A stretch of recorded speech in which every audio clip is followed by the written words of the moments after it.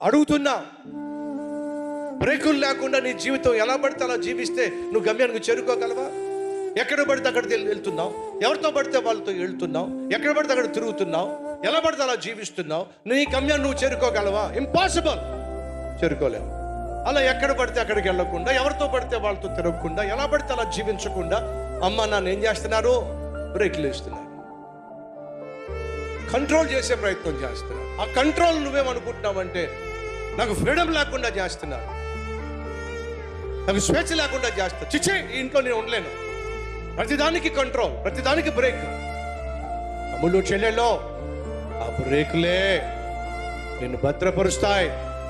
ఆ బ్రేకులే లేకపోతే నువ్వు అడ్రస్ లేకుండా పోతావు, అర్థంతరంగా పోతావు. అద్దరికి చేర్చాలన్నా, గమ్యానికి చేరుకోవాలన్నా నీకు కావాల్సిందే బ్రేకులున్న వాహనమే. ఆ బ్రేకులు వేసి అమ్మ నాన్న నువ్వు కాదని చెప్పి బ్రేకులు లేని జీవితం జీవించే ప్రమాదానికి, నాశనానికి లొంగిపోవద్దని ప్రభు పేట మనం చేస్తున్నాం.